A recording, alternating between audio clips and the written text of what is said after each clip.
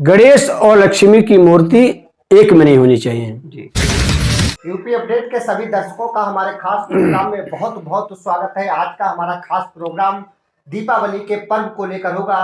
धनतेरस पर क्या करना चाहिए, क्या नहीं करना चाहिए, नरक चतुर्दशी पर क्या कुछ करना चाहिए और दीपावली पर्व पर क्या कुछ ऐसा करें जिससे धन की वर्षा आपके घर हो जाए। इसके लिए एक हमारा खास प्रोग्राम आयोजित किया है यूपी अपडेट ने। हमारे साथ मौजूद है पंडित अखिलेश मिश्रा, जो आपको तमाम मुद्दों पर आपको बताएंगे कि दीपावली पर क्या कुछ ऐसा करें जिससे धन की वर्षा आपके घर में हो जाए। अखिलेश जी, आपका हमारे चैनल में बहुत बहुत स्वागत है। पंडित जी, जय जय श्री राधे। जय श्री राधे। पंडित जी, दीपावली, धनतेरस, तमाम जो त्योहार है, इन पर क्या करना चाहिए, क्या नहीं करना चाहिए, इन तमाम मुद्दों पर हमारे दर्शकों को बताइए कि जो दीपावली पर्व है उस पर धन की वर्षा हो जाए। दर्शकों, जय जय श्री राधे। आपने बहुत सुंदर प्रश्न किया है।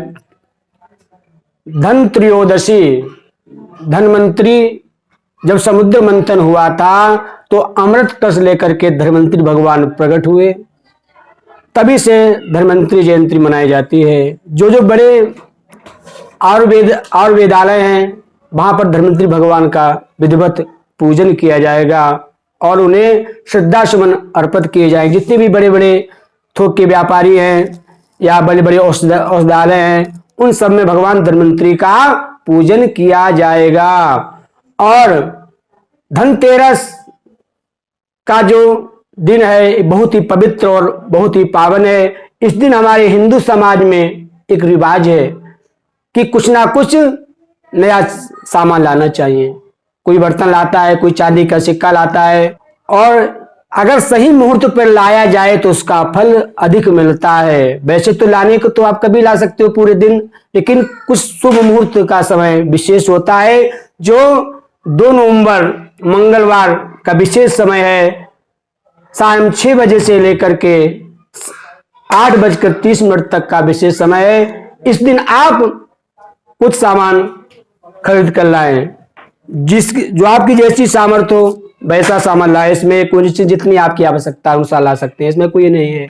और सामान जब लाए तो क्या करें, सामान जब घर पर लाए तो आप उस खाली ना लाएं, कोई ना कोई चीज उसमें अवश्य लेकर आए। या कि मिष्ठान लेकर आए, तो जल लेकर आ सकते हैं। आप घर पे खाली पात्र न लाएं। और चांदी का विशेष महत्व है। चांदी शुभता प्रदान करती है, तो आप प्रदोष काल में कुछ ना कुछ अवश्य लाएं और धन्वंतरी भगवान को श्रद्धा सुमन अर्पण करें।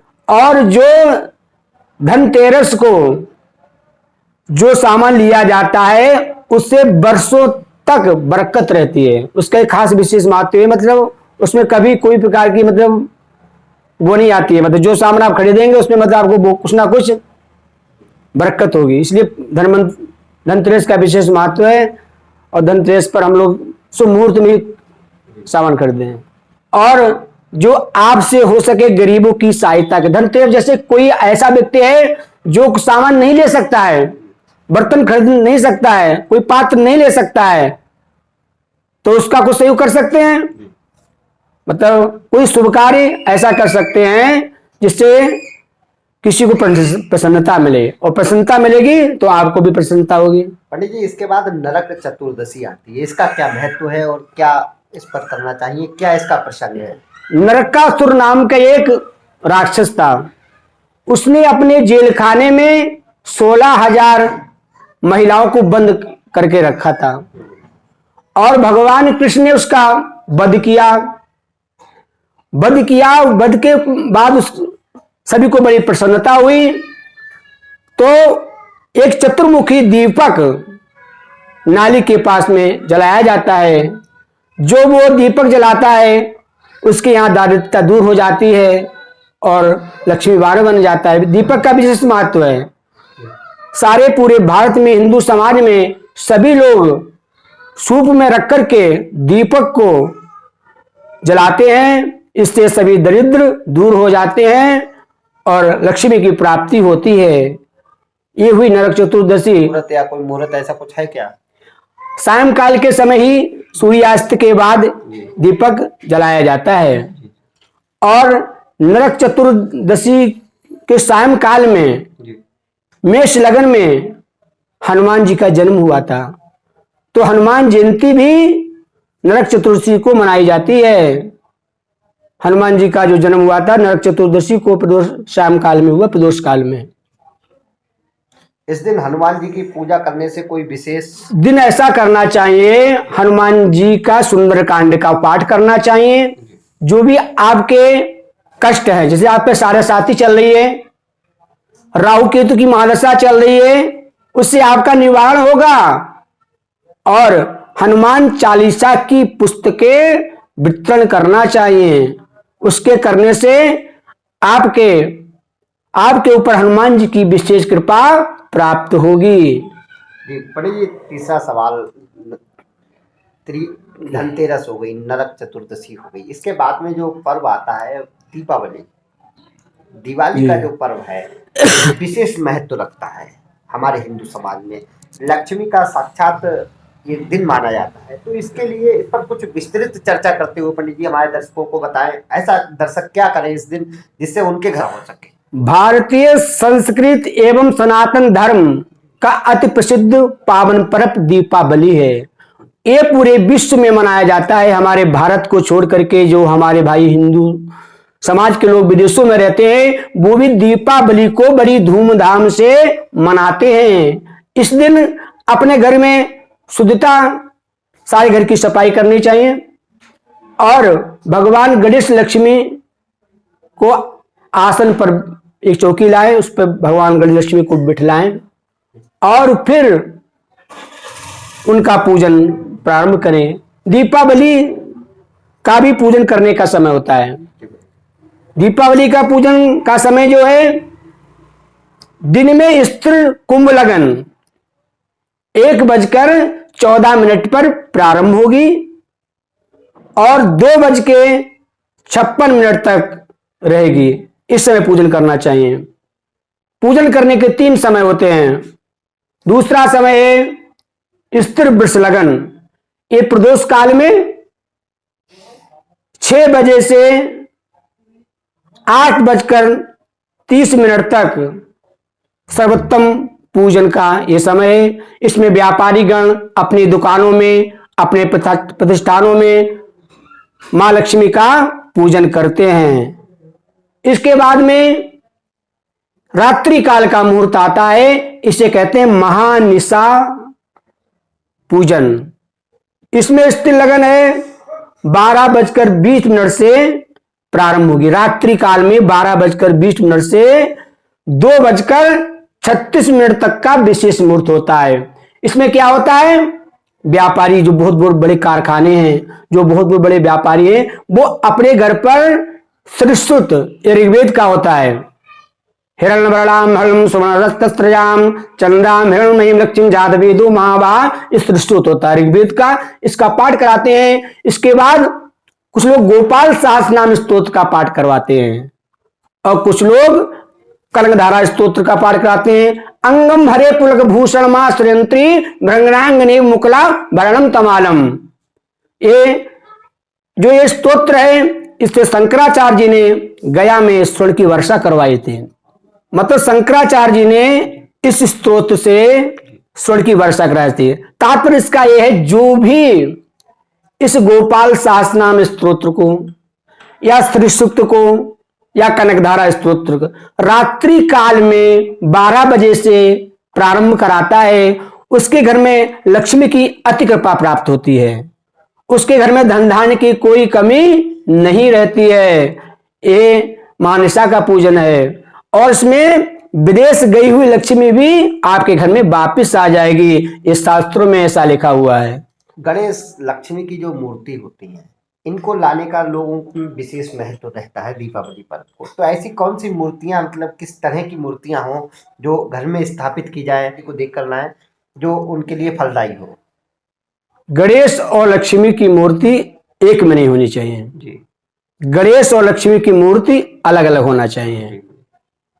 और गणेश बिल्कुल बरहस्त में वरदान देते हुए होना चाहिए, आशीर्वाद प्रदान करते हुए गणेश जी की मूर्ति होनी चाहिए।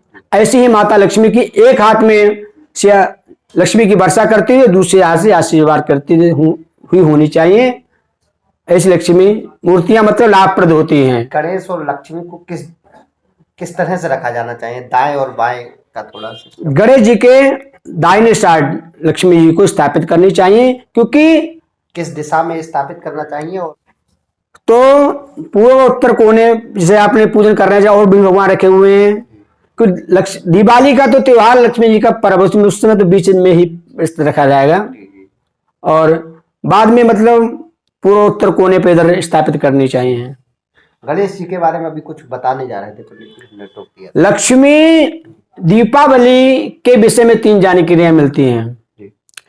बताते हैं जब समुद्र मंथन हुआ था उस समय मां लक्ष्मी की उत्पत्ति हुई थी जी। उसी के उपलक्ष्य में दीपावली मनाई जाती है। और जब महाभारत काव्य में मिलता है, जब पांडव 12 वर्ष वनवास के बाद वापस आए उस समय नगरवासियों ने दीप जला करके दीपावली मनाई। और रामायण महाकाव्य में मिलता है कि जब राम सीता लक्ष्मण वनवास से अयोध्या आए थे लंका पर विजय प्राप्त करके, उस समय अयोध्या वासियों ने दीप जला करके दीप उत्सव मनाया। कुछ लोग मन में भ्रम होगा गणेश लक्ष्मी का पूजन ही क्यों होता है। जी। तो गणेश माता पार्वती ने गणेश लक्ष्मी जी को गणेश जी को गोद में दे दिया था जी। तो लक्ष्मी के मतलब गणेश जी पुत्री हैं।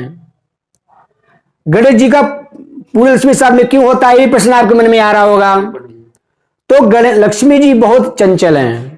नमस्तेस्तु महामाये श्री पीठेश्वर पूजते और शंख चक्र गदास्ते महालक्ष्मी नमस्तुते। लक्ष्मी बहुत चंचल है, कभी स्थिर नहीं रह सकती। और गणेश जी जो है बुद्धि के देवता हैं और गणेश जी की प्रथम पूजा भी होती है। जब लक्ष्मी जी के साथ गणेश जी का पूजन होगा तो आप पर लक्ष्मी स्थित रहेगी। इसलिए लक्ष्मी जी के साथ गणेश जी का पूजन किया जाता है कि शुभता बनी रहे, क्योंकि ये ज्यादा लक्ष्मी हो जाएगी तो बुद्धि खराब हो जाती है। इसलिए जब गणेश जी साथ में होंगे तो आपको सद्बुद्धि बनी रहेगी। बुद्धि के दाता हैं, विघ्नहर्ता हैं। दीपावली का पूजन कैसे करें, किस प्रकार से करें, कैसे करना चाहिए।